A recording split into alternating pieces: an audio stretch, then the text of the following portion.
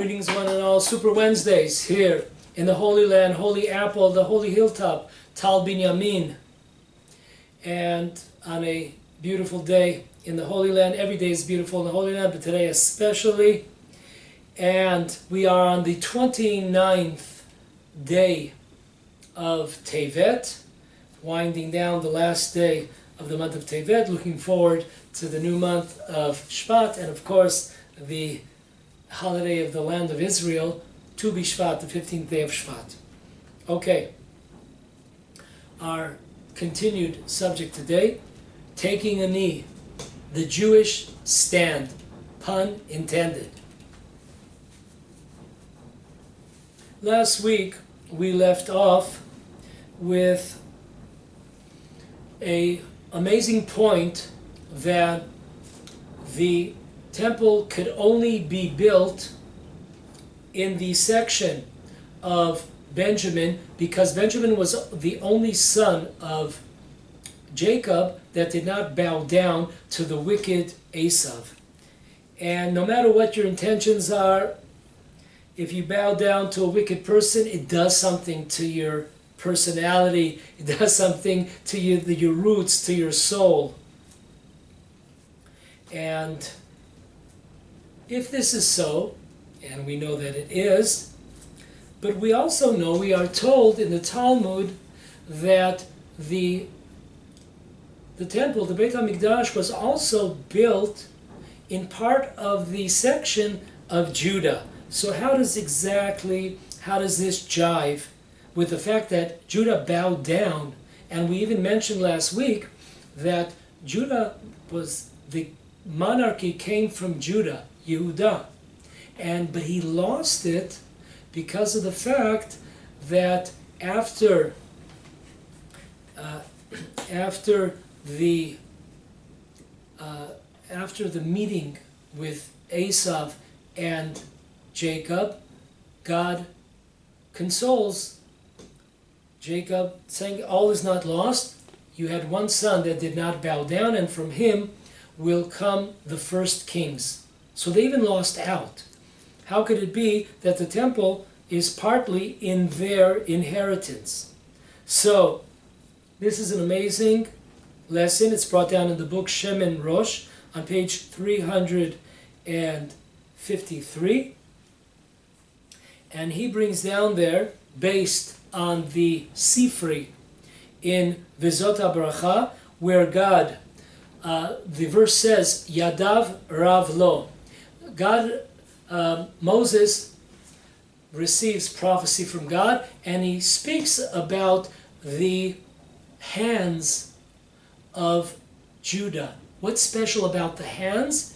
And the Sifri, our sages tell us what's special about the hands of Judah is they were used to kill Asov the wicked. Now when did this take place? We mentioned that on Chanukah, Jacob was about to be buried in Hebron in the Marat HaMachpelah. And all of a sudden, Asov appears with his soldiers and warriors, and they say, time out on the court, you cannot bury Jacob here. This is my burial place. So we are told that one of the grandsons of Jacob, who was hard of hearing, his name was Hushim, son of Dan, he says, what's going on here? Why is there a delay in the burial of our grandfather Jacob? And I guess they yelled in his ears. Reminds me of Saturday Night Live. You know, they used to have, and now the news for the deaf. If you remember that one in the good old days. So maybe that's how they, did it. But anyways, when he found out about it, we are told that he took some type of weapon and he killed Asov that day. So very interesting that the fall of Asov, the fall of the nations, the first fall took place on Chanukah, which is amazing. Because that strength, we know whatever happens to our forefathers, is just a sign of times to come in history. So this power of standing up against the nation, standing up against Asov, not taking a knee, this power continues. This power continues. It happened on Chanukah, even before Chanukah occurred. You know, it happened in the days where they came to bury Jacob, and Asov tried to stop that burial, and he was killed. However, we know that in the tractate of Gittin, on page 55, side B, Tosfot brings down the question. Because we are told in the tractate of Gittin that the children, the descendants of Asov, had a tremendous hatred for one of the 12 tribes, and that was Judah. Why? Because they had a tradition passed down that, once again, we're talking about the days of the Talmud. We're talking about the time of after the destruction of the second temple. Even so, for all of these hundreds of years, more than that, there was a tremendous hatred that the descendants of Asov held against Judah. Why? Because their tradition stated that Judah killed Asov. Now, how does that gel with another tractate that tells us it was Hushim, the grandson, who killed Asov? So Tosfot says no problem. It was a 1-2 punch. It was a joint effort. Hushim began the killing of Asov the wicked, but he was not yet dead. Judah came around and finished the job. So therefore, the book Shemin Rosh tells us an amazing thing. Only because of the fact that Judah repented for the fact that he took a knee to his uncle Asov, and time had passed, the years had gone by. But Judah took this opportunity and he said, I want to repent. I bowed down a few dozen years ago. I bowed down to my uncle, to the wicked, and I paid a price. I'm not doing it again. I'm not going to fall again. And he didn't. This time he corrected. Not only did he not take a knee to Asov, he probably took a knee to the throat of Asov. He killed him. And by that, he corrected his bowing down. And that was enough for him to receive a section of the temple would be in the inheritance, connected to the inheritance of Yehudah, of Judah. So that's an amazing thing. Once again, also connected to the holiday of Chanukah. Our next step in our journey, in the portion of Vayishlach that we said last week, Baal HaShilto, 1,200 years ago, decided to connect the portion, everything that we read in Vayishlach, it's connected to the holiday of Chanukah. And we know there that Jacob battled, after the meeting of Jacob and Asov, he battles the angel of Asov. And during this battle, Jacob is injured in his leg, in his thigh. Now, we know, we have a principle. Everything in this world, the Talmud tells us in Tractate of Sotah, even though today there are no death penalties, meted out by the tribunal court of the Jewish people, still God works measure for measure. Which means, if my tongue is hurting me, it could very well be that I said something that I should not have. Maybe I spoke gossip, lashon hara. So if we're suffering in a certain part of the body, it's worthwhile for all of us to introspect inside and investigate our actions, and we will see possibilities. We might not be able to zero it down, but we'll definitely see some possibilities, and therefore it's a good wake-up call to correct these shortcomings. So we have many of our sages that tell us an amazing point. Why was Jacob, in all of Jacob's body, why was he injured on his leg? Why not his arm, his eye, his ear, his mouth, his brain? So listen to amazing words. We see in the book Simchat Kohen, it was written by Rav Elchadad Mas'ud 200 years ago. He was the first head of the famous Kabbalistic yeshiva in Jerusalem called Beit El. If you're in the old city, you could, till this day, you could go to this very, very special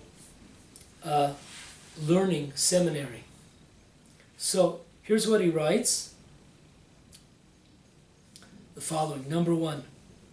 The angel of Asov injured Jacob's right thigh, which represents the spiritual sphere of Netzach. Now, we have, just short, we have the 7 spiritual channels, energy, that God created the world, and each one of these spiritual spheres are connected to a different part of the body. So let's go over them quickly.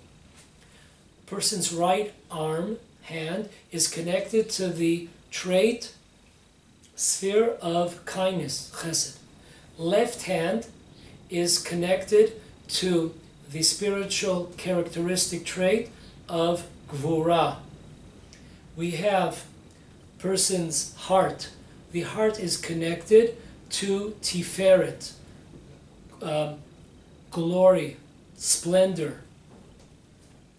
We have netzach. Netzach is represented by the right leg. Hod, also a type of splendor, also thanksgiving.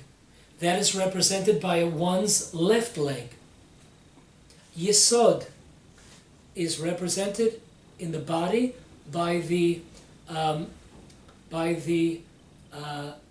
procreation areas of the body. That's Yesod, foundation. The 7th, monarchy, kingdom, that is represented by one's mouth.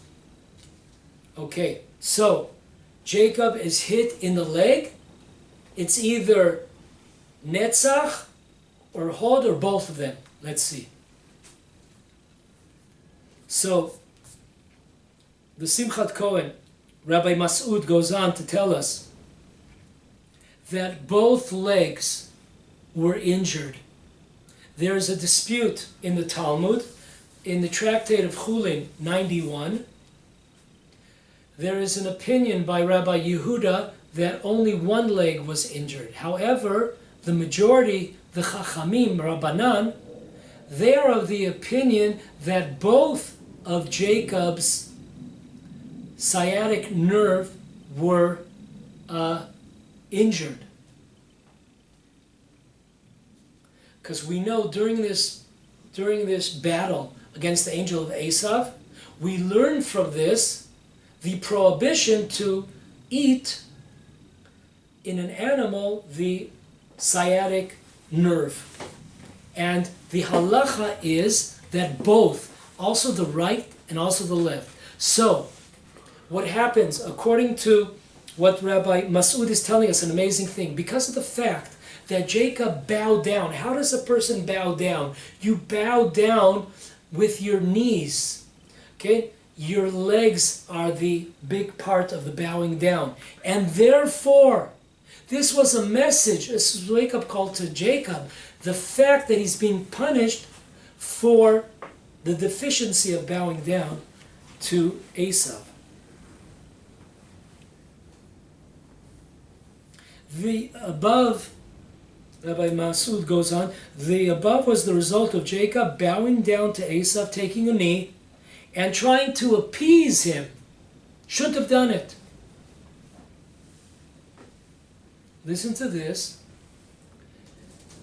Rabbi Masud tells us that we were given 2 historical periods of history to correct these 2 blemishes, the right leg, Netzach, and the left, Hod. Right leg, during the time of Mordechai, Purim. The left leg, during the time of the Maccabees, time of Chanukah. And if you notice, very interesting, where do we light the menorah on Chanukah? We have on the right side of a doorpost, we have our mezuzah. We have the Chanukah, the candelabrum is lit on the left. So once again, Purim is connected to Netzach, the right leg, and that was blemished because of the fact that Jacob bowed down to Asov, and Mordechai comes around to correct that by not bowing down, not taking a knee to Haman. And the left leg representing Hod, that of course the days of Chanukah, Hod is to expressions of gratitude.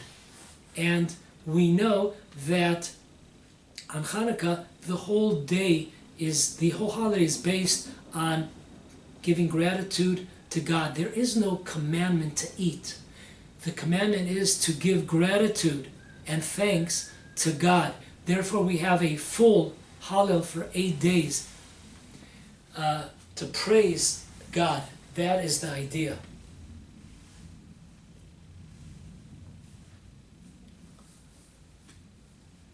Okay, our next source. The Yehudah, in his book Chomat Anach on Isaiah, chapter 9, verse 7.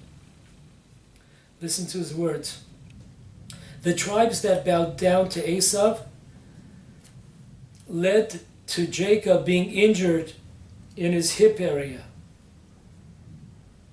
This, the Yehudah mentions, that this also is brought down, the fact that Jacob was injured in his leg because of the fact that he bowed down to Asov. This is also brought down, the Yehudah writes, by the Shlah. Benjamin, who did not bow down, merited to have kings who would bow down to Benjamin. Those are the words of the Yehudah.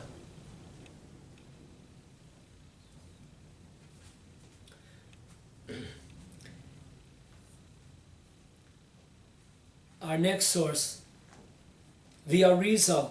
The Arizal in Likutei Torah, Shmuel, book 1. When Jacob bowed down to Asov, the spiritual sphere channel of Netzach was badly contaminated until the days of Mordechai, who refused to bow down to Haman, who of course was a reincarnation of Asov, and of course Mordechai was a reincarnation of Jacob.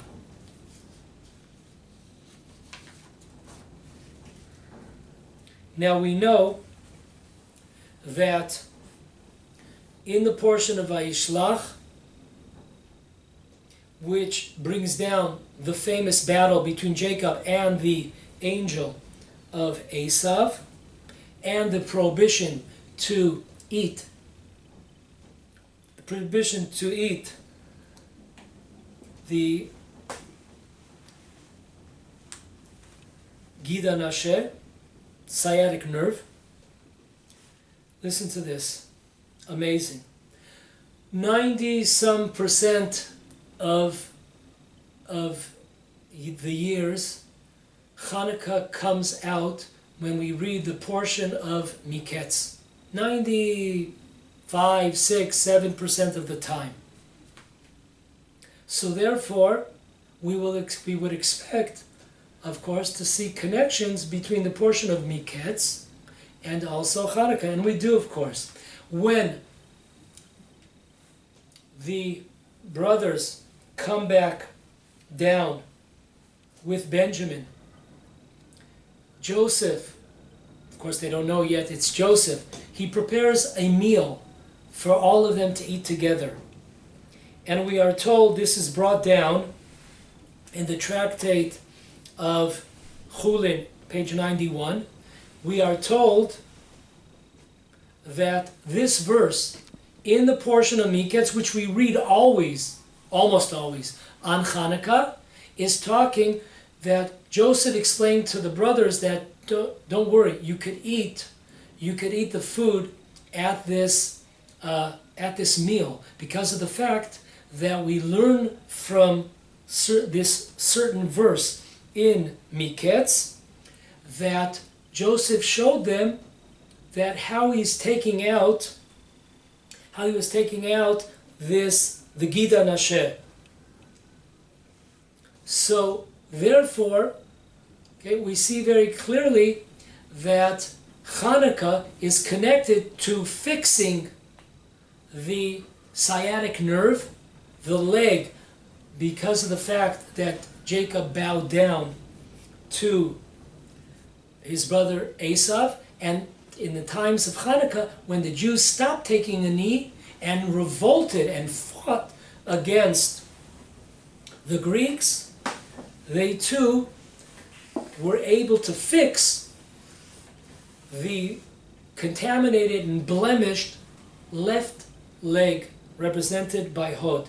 Now, if you think that that's pretty amazing, listen to this. The Shiltei Giborim has a commentary on Tractate of Shabbat, and he commentates on the words of the Mordechai on page 82 in the second chapter of the Tractate of Shabbat, and he tells us that if you look at the words when Joseph tells the brothers that he's preparing this grand meal, festive meal, it says, Tvach, slaughter, ve'achen. If you take the last 5 letters, starting from the Nun Sofit of ve'achen, go back 5 letters, that spells out Chanukah. The same verse that the Talmud in Chulin 91 learns out that Joseph, in order for his brothers to eat, he showed them how he was slaughtering the animals so they would be able to eat. This verse, the Shiltei Giborim, goes one step further, and he shows us that these spell out the words within this verse, speaking about the sciatic nerve. It spells out the words, the letters Chanukah. It spells out the letters Chanukah. Not only that, if you take the words and slaughter, it says 2 times, Utvoch Tevach. Utvoch comes out to 25, Vav Tet Bet Chet, do the math, And Tevach comes out to 19. 25 and 19 is 44. How many candles do we have on the holiday of Chanukah? 44 candles. This is brought, amazing, this is brought by the Shiltei Giborim on Tractate of Shabbat, the second chapter, page 82.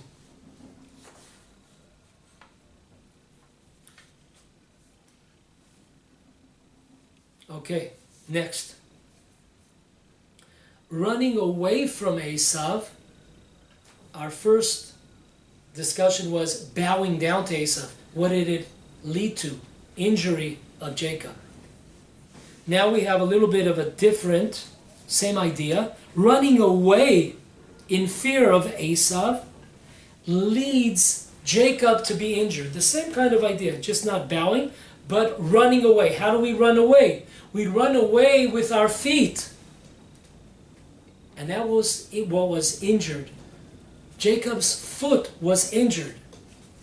So listen to the amazing. The grandson of Rashi, his name was the Rashbam. The Rashbam says that the reason why Jacob was punished by God and he was injured in his leg was the fact that God had promised to be with him. And even so, Jacob was afraid and he ran away. And because of the fact that Jacob was afraid and he ran away from his brother, he was punished. The fact that his leg was injured, because God had promised to be with him. And there was a lack here of relying on God. So that is the amazing words of the Rashbam.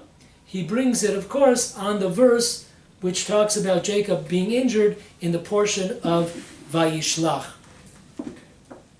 Down the same track of thinking is by the Netiv Yam. The Netiv Yam was the headmaster, the Rosh Yeshiva of the famous Lomza seminary in Petach Tikva. His name was Rav Yechiel Mordechai Gordon. And he tells us that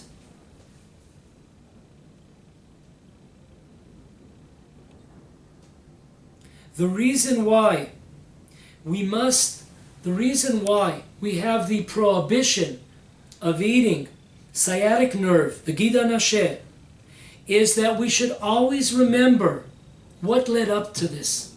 What led up to this was the fact, okay, that Jacob ran away, even though he was promised to be defended and protected by God. He ran away. And that's why, very interesting, he brings this, the Netiv Yam, he brings this in the name of the Rashbam. The Rashbam is not only talking about generally that Jacob ran away from Esau. No, he's specifically saying when Jacob went to go to the other side of the Jordan, the reason why he was going to the other side of the Jordan, he was trying to escape the meeting between him and Esau. That's what he brings down. And of course we know the Jewish principle that the beginning of a person's downfall is when you run away. When a person runs away, that is the beginning of a downfall. If you see a dog, they tell you always don't run. Stand your ground. Very, very important.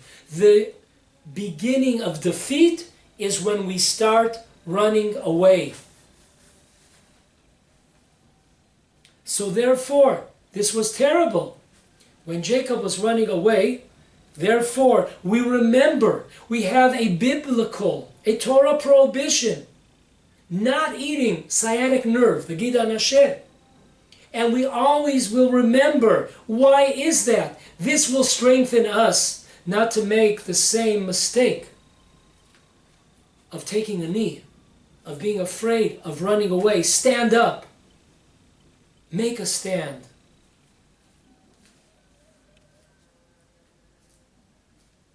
There is another personality, a king, a very righteous king of Judah. His name was Asa. Now, we are told in the tractate of Sota, page 10, side 1, that there were five people that were born with tremendous spiritual characteristics. And they stood out from everyone else. The five are Samson with his strength, 2, Avshalom with his hair, 3, King Saul in his height, his posture, 4, the eyes, the King Tzidkiyahu, special eyes. Last but not least, Asa. Asa was blessed with tremendous strength in his legs. Now folks, we're talking a lot about the Netzach and the Hod, the 2 legs.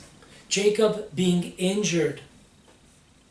The story of Chanukah connected to the sciatic nerve. Chanukah, the Jews standing up. Purim, the Jews standing up. Mordechai not bowing down, not taking the knee. So, why is that? Because of the fact that a person, you either stand, the foundation of a human being are the 2 legs. When a person has 2 legs, they're on solid ground. That's a tremendous foundation. And a person who is healthy and has strong legs, our legs can take us everywhere. Legs take us every single place.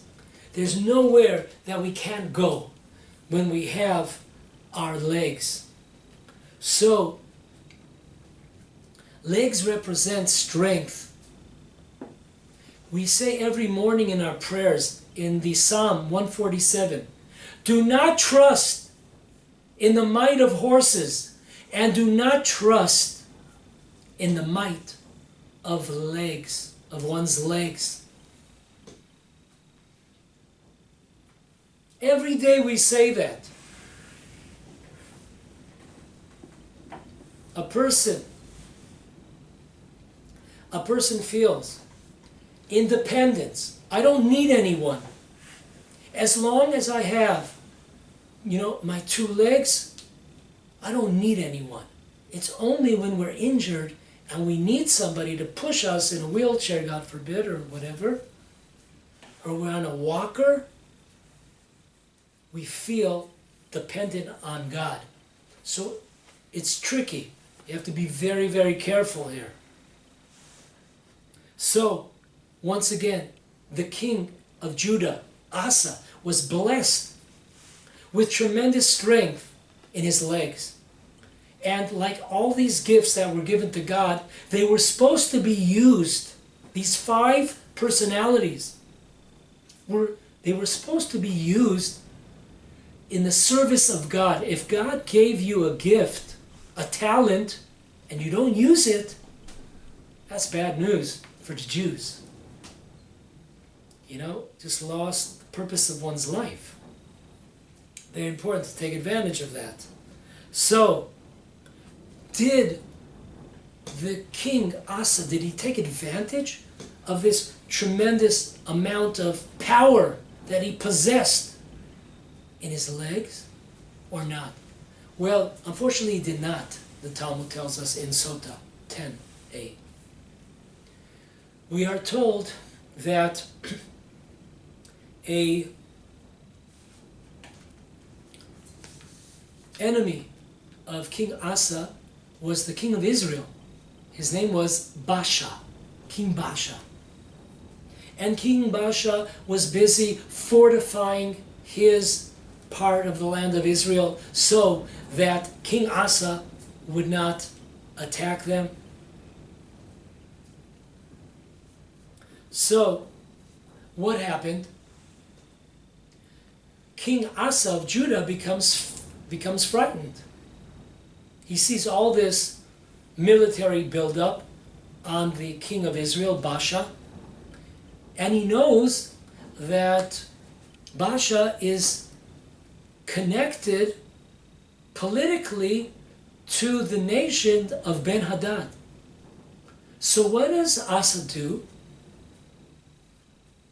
Now, just to get the background of Asa, with his own eyes, he was outnumbered.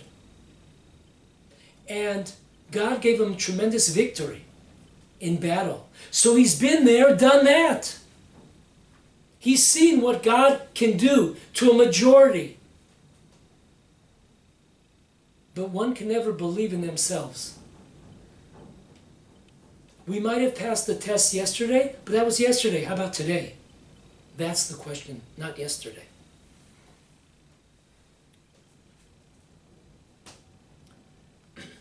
So, King Asa takes wealth, coins, gold and silver from all places, brings it from the temple, and he gives it as a bribe to Ben-Hadad, the Gentile nation.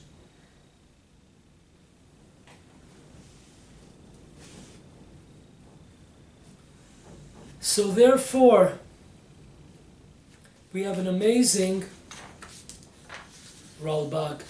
Listen to the words of the Ralbag. We are in Kings 1, chapter 15. The whole chapter tells about this battle.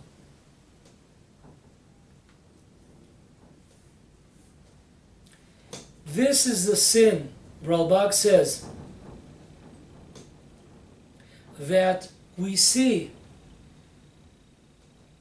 that the king of Judah placed his faith in the military auspices of Ben-Hadad, king of Aram. And he did not rely on God. Even though God had showed him tremendous miracles when he destroyed the enemy camp of the Cushim. And therefore, the Ralbag says this is the reason why he became ill. He had a disease that ate away at his legs.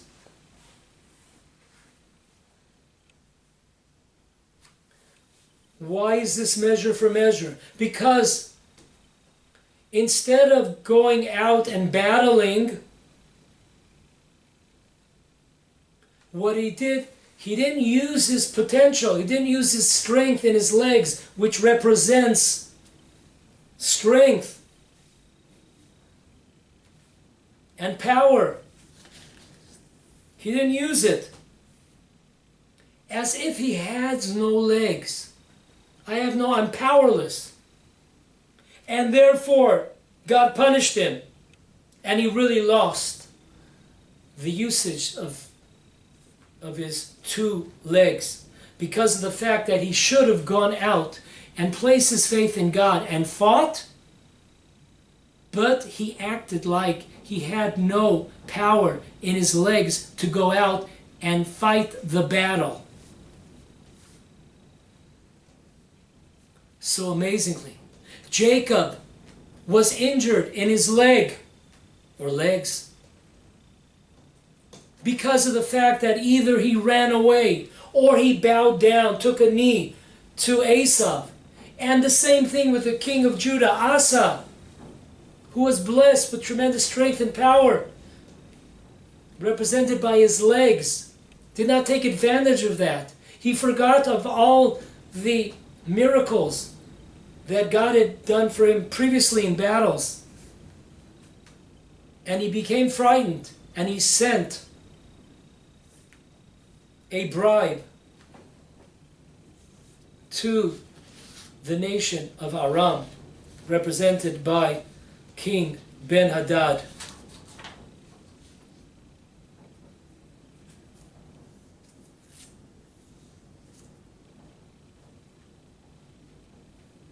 More so, listen to this amazing Khatam Sofer. In many places he writes this, that this battle, in the portion of Vayishlach, this battle that took place between the ministering angel of Asov and Jacob, you know when it occurred?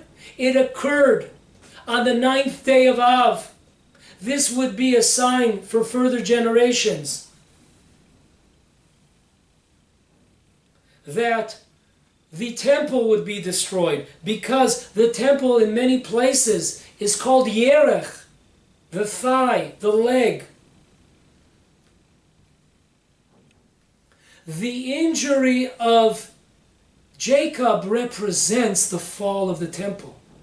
Why was Jacob injured? We said, either he bowed down or he ran away. The words of the Rashbam and others. Amazing. This represented the fall. Jacob's thigh represents the temple, and it fell.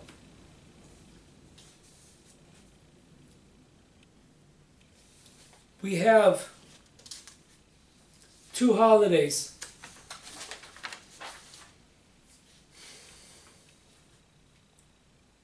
that will last forever. This is told to us by, amazingly, Rabbi Yosef Karo, who of course wrote the Code of Jewish Law, the Shulchan Aruch. He has another book, it's called Magid Mesharim, on the portion of Vayakel, page 186.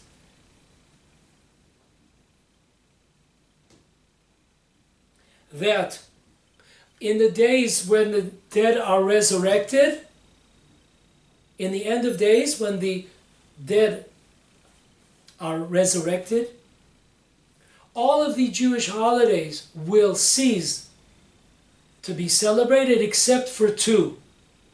Two are forever. You got it. Purim and Chanukah. Amazing. This is also brought down in the laws of Chanukah by the Ateret Zkenim. Why is that? Because, folks, this is the pillar, the foundation. We talked about our legs being the foundation. Netzach and Hod are the two legs. These are the foundations.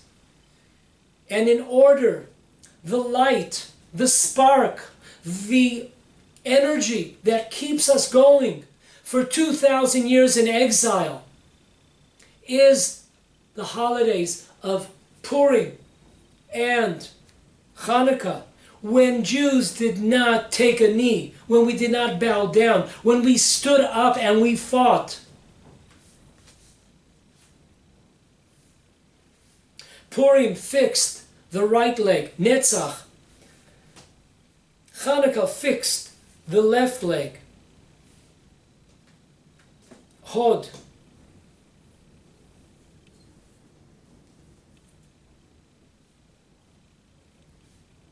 Purim, Mordechai refuses to take a knee to bow down. Chanukah, after 3.8 years of decrees against the Jewish people, women, children, Jews no longer take a knee, no longer bow down, stand up and take a stand and fight and revolt and are victorious.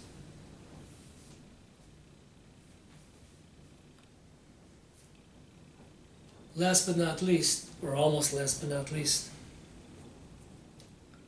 how important this point is.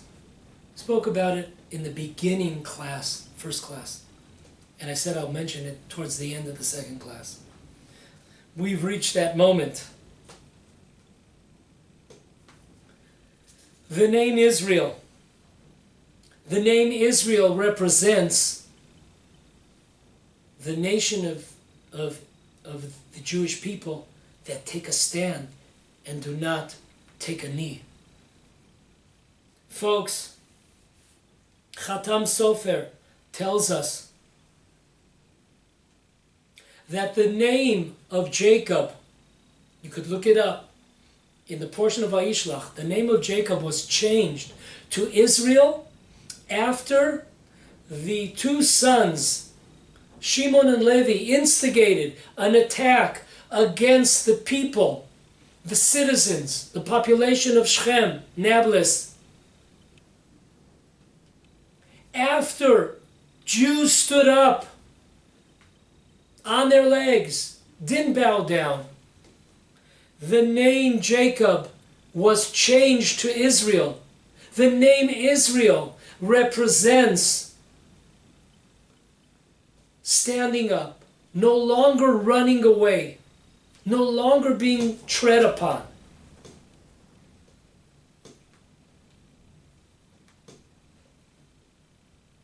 Folks, I don't have it with me. I wanted to get it today. I went to the yeshiva today to bring it. Unfortunately, I couldn't pull it off the computer. There was a problem with the computer today. Trust me on this one. Our sages tell us that all the children, the 11 sons of Jacob, are all called Jacob. There is only one son that is called Israel. Amazing. There is only one son that was born when Jacob was called Israel, and that is Benjamin. Benjamin is called Israel. Benjamin who didn't take a knee. Benjamin who never bowed down to Asov. Benjamin who has a share in the temple in Jerusalem on Mount Moriah for not bowing down, for taking a stand.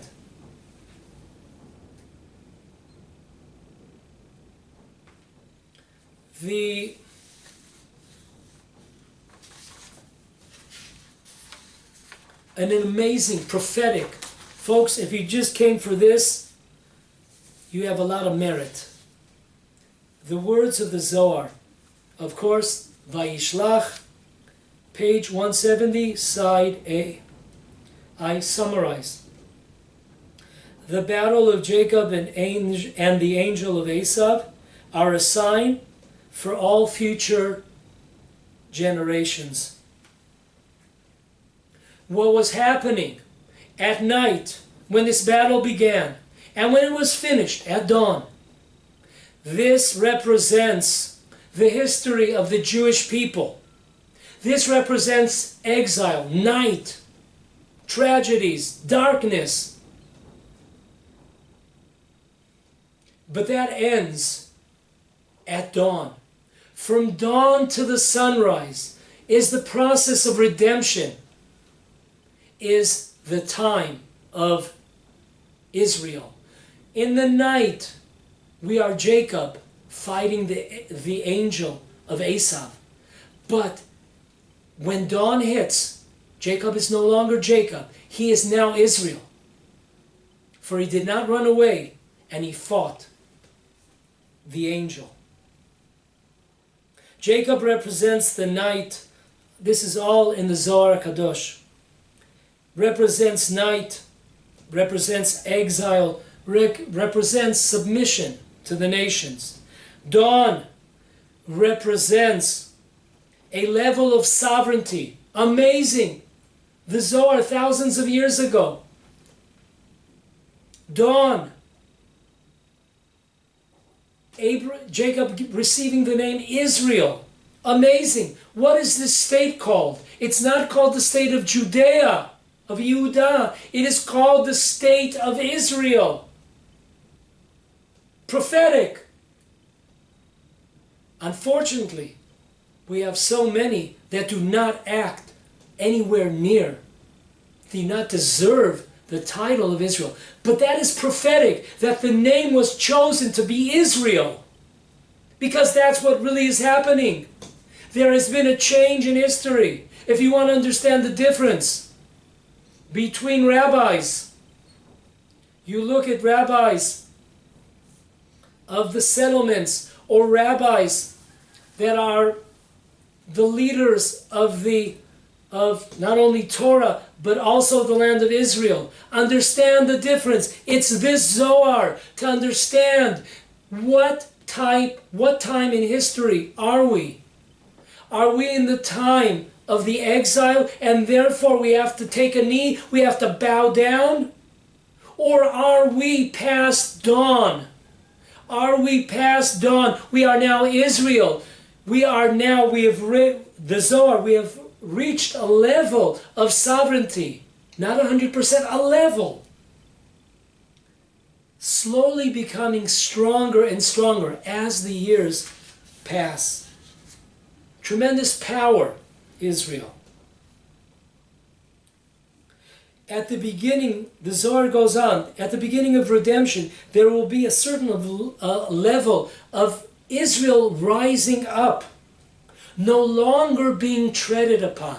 Amazing. Stand up. No more taking a knee. We're in a different period of history. That is the crux of the issue. If you understand that, you understand everything. If you do not understand what period of history we are in, you understand nothing. Doesn't matter how long your beard is, how long your side curls are, how long your coat is. This process, the Zohar tells us, will continue to grow from dawn to sunrise. Sunrise being the redemption, the final redemption, the end. This process, go outside from dawn to the sunrise. You'll see it's a process, slowly but surely. It's getting lighter outside.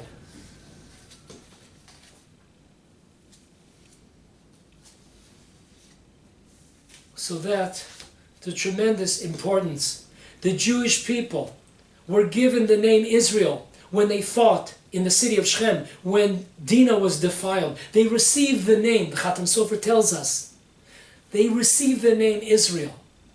When Jacob stood up to fight against the angel, he wasn't running away any longer. He had ran away, but that was no longer. When he stood up to fight, he receives the name of Israel at dawn. Israel. Israel, the only son of Israel, is Benjamin, the only one that did not bow down to Asov. Folks, like everything in Judaism, Jews do take a knee. Jews do bow down. But let me tell you to who. Listen to this amazing thing. We are told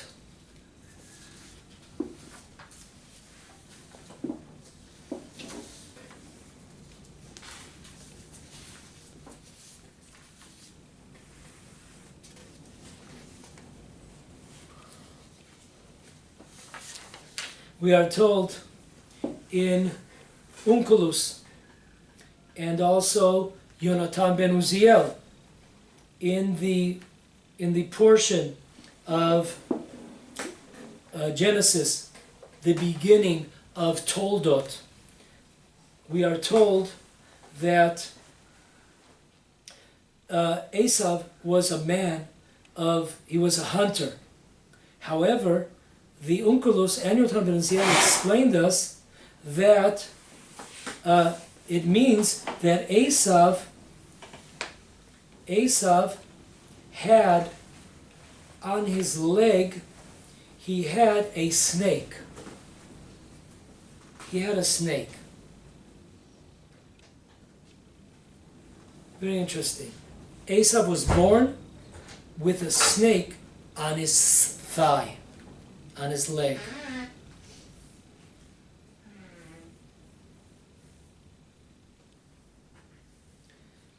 We know that the snake represents the first sin of Adam and Eve.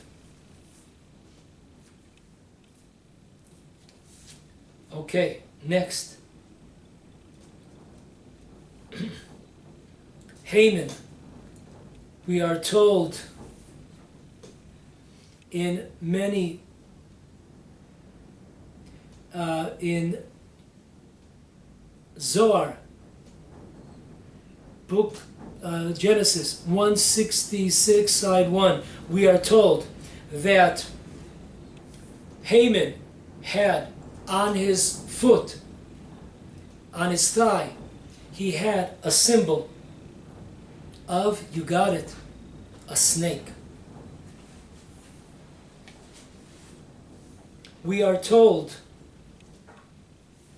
in the book of Daniel, chapter 2, verse 32, that when Daniel saw 4 visions of the nations, when he saw the nation of Greece, he saw a vision of Greece's thigh with a snake on it. It was made out of copper. The thigh of Greece was made out of copper, and on that copper thigh leg was the symbol of the snake. So, get it together, folks. We have the first sin instigated by the evil inclination. Welcome the snake.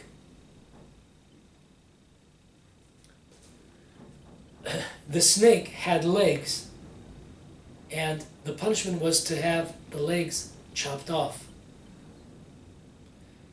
Welcome Asov. Asov is born with a snake, a tattoo, sort of, a form of a snake on his leg, thigh. Moving fast forward, Haman on his leg is a tattoo of the snake. Fast forward, Daniel, in his vision, he sees the exile of Greece represented by a copper snake. What is this coming to tell us? If your leg is made out of copper, you can't bow down. All of these wicked people, Asov, Haman, the Greeks, they wanted us not to bow down to God. They wanted us to take a knee to their culture, to their ideology, to their philosophy. They did not want us to bow down to God. So the Jewish people, it says in the Tractate of Brachot, that a Jew that does not bow down to God in the Amidah prayer 3 times a day, morning, afternoon, and evening, if we do not bow down to God during the Modim Thanksgiving prayer, our spine will, so to speak, spiritually turn into, you got it, a snake.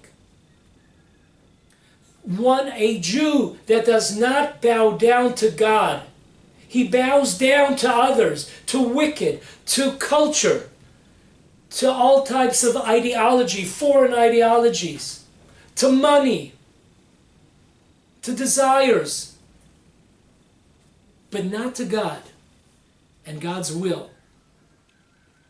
Of course, they turn that spine that did not bow down to God will turn into a snake, represented by the nations of the world, Asov,